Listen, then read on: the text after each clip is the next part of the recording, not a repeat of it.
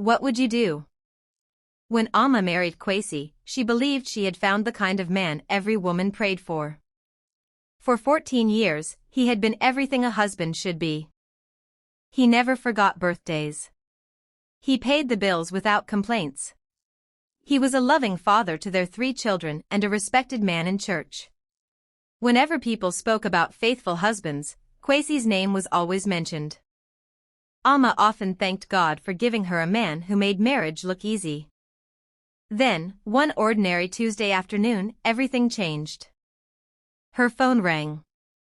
Hello. Is this Mrs. Kwesi Mensah? Yes. The woman on the other end hesitated. I'm sorry to call you like this, but I don't think it's right for you to keep living in a lie. Alma frowned. What lie? There was a long silence. Your husband has another family.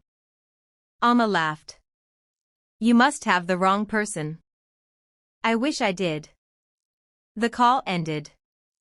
Alma dismissed it as jealousy. After all, successful men always attracted rumors. But that night, something felt different. For the first time in 14 years, she looked through her husband's phone after he fell asleep. She found nothing. No suspicious messages. No strange contacts. Nothing. She felt ashamed for doubting him. The next morning, she apologized to him in her heart for even entertaining such a thought. A week later, another call came. This time, there was only one sentence. If you want the truth, go to Lakeside Estate on Saturday at 4 p.m. Don't tell him. She almost ignored it. But curiosity has a way of refusing to die. Saturday arrived. She parked a few houses away and waited. At exactly 4:07 p.m., Kwesi's car pulled up. Alma smiled to herself. Maybe this is a business meeting. Then the front door opened. 2 little children, perhaps 6 and 8 years old, came running out. Daddy. Kwesi bent down, hugged them tightly, kissed their foreheads, and laughed as though they were the center of his world. Alma's smile disappeared. Seconds later, a woman walked out carrying a birthday cake. The children pulled Kwesi inside. Through the window, Alma watched them sing Happy Birthday. Family photos on the wall. A framed wedding picture.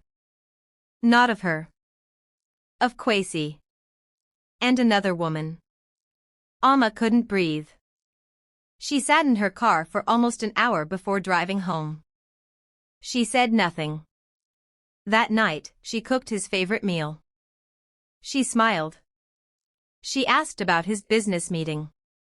He lied without blinking. 3 days later, she placed the photographs on the dining table. Kwesi stared at them.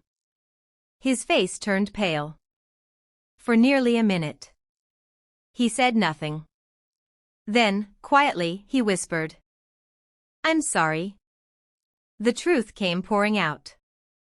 8 years earlier, during a difficult period in their marriage, he had met another woman.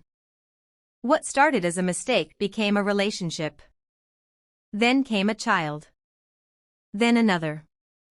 Every time he wanted to end it, he couldn't bring himself to abandon the innocent children. So instead, he built another home. For 8 years. He had lived 2 completely different lives. Neither family knew the other existed. I never stopped loving you, he cried. I loved you every single day.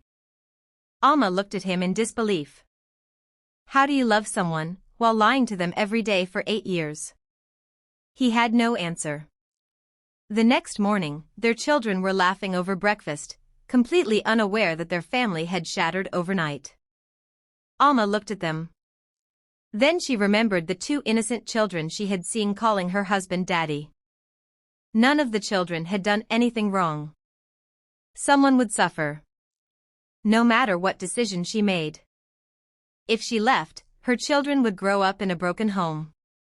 If she stayed, she would spend the rest of her life wondering whether every smile, every trip, every late meeting was another lie.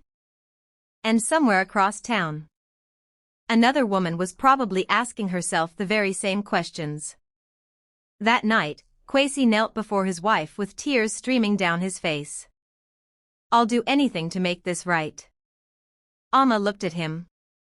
But for the first time in 14 years, she didn't know who he really was. If you were Amma, what would you do? Would you forgive him for the sake of the children? Would you leave and start over? Or is there another path you believe she should take? What would you do?